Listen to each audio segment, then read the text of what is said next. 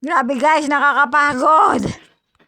Guys, nandito na ako sa aming barangay. Grabe ang alon guys, ang lakas. Ayan, tingnan nyo, ang lalim na ng baha guys. Naku, yung pa ako talagang, ayan, tinatangay guys. Ayan, dami ko pa naman bit-bit.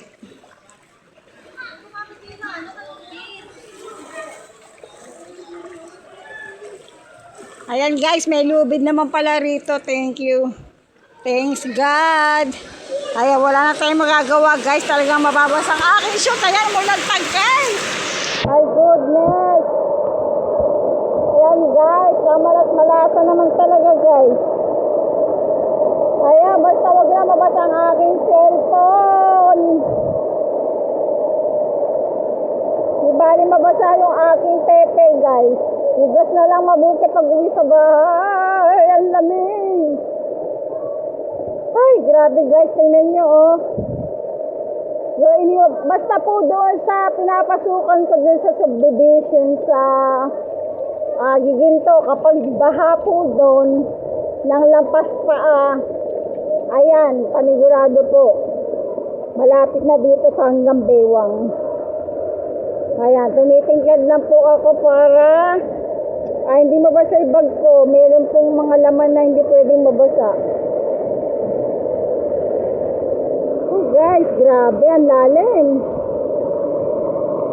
Guys, grabe ang lalim.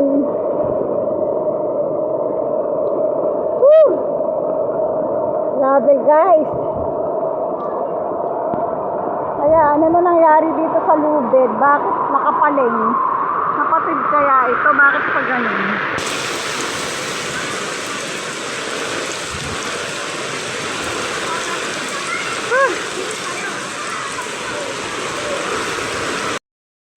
Nakatali, nakaikot pala doon sa poste.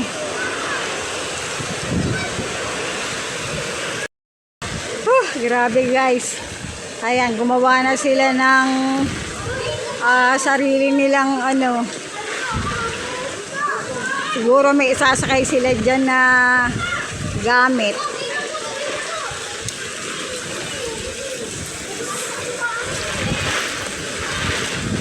Sasakay kayong gamit dyan? Ay, masasakay po ba kayo na? Hindi. Tinatanong ko lang.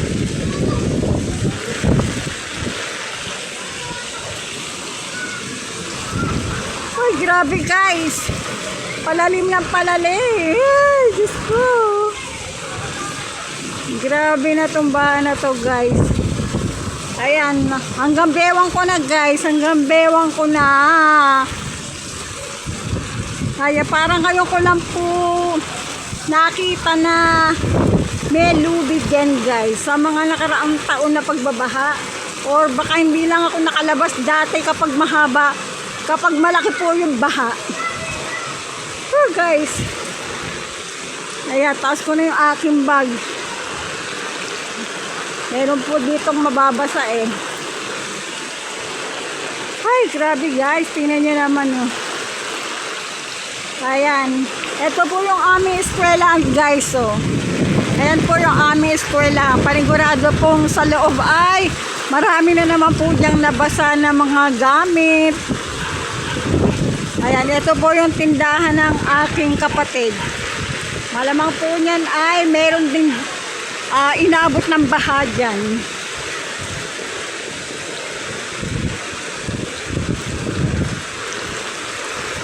Guys, sobrang lalim ng baha. Kaya yung pong aking apo na nakaburol, di po ba lagi ko po siyang ipinopost.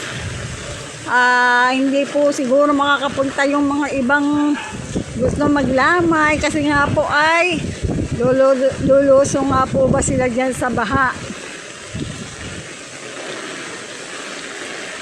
Ayan nga po, kaya ako po ay lubos na nagpapasalamat po doon sa mga tumutugon po sa aking paglapit o sa aming paglapit. Ayan yung mga kaibigan ko po sa TikTok na talagang kinapalan ko yung mukha ko. Humihingi ako ng tulong sa kanila. Hindi naman po ako hindi naman sila nagdalawang isip guys. Talagang tumutulong sila. Tapos po nakakatuwa yung bagong kakilala sa TikTok. Ayan, naikwento ko lang po na ganun. Eh agad naman po siya na nagbigay. Ayan, nakakatuwa po talaga guys. At yung iba po ay nangako rin na magbibigay. Ayan, busy lang po sila. Andito na po ako sa aming looban guys.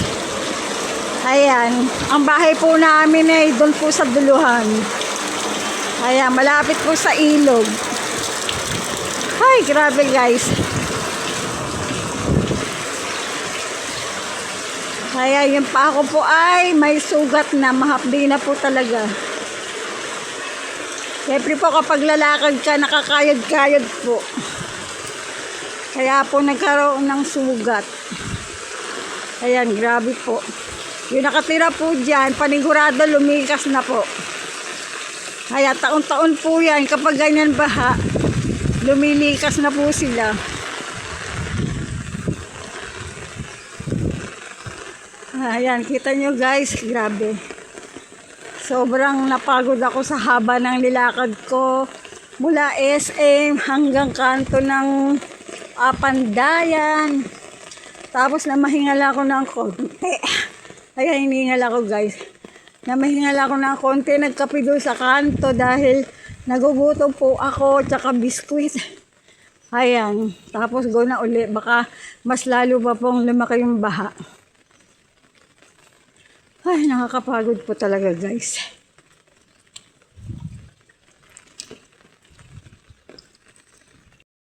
Ayan guys. Malayo po talaga yung sa amin. Bago ka makapasok sa loob at makalabas ng iskinita. Ayan, doon po kasi kami sa dulo. Ayan, ang lalim po talaga hanggang bewang ko nga po. Hanggang bewang ko talaga guys. Ay, malapit na po ako guys. Yung pinakadulo na po yun ay ilog po yun. Kaya kapag po talaga umapawang ilog, dito po talaga lalabas ang tubig. Pero sa lakas ng ulan po ay nagsalubong na po yung mga tubig. Kaya po ganyan kalaki yung baha. Kaya parang alam ko po wala namang bagyo. Baka sa ibang lugar po. Pero ayan po ang sanhi ng tuloy-tuloy na pag-ulan. Ayan, malapit na po ako. Ito na po ang aming bahay. Ayan, 2 weeks na rin siguro po akong hindi nakauwi. Ayan po. Ayan po ang aming bahay, guys. Hiningal po talaga ako, guys. Sasara ko po itong pinto at papasok yung mga basura. Ayan, guys. Ang lalim po.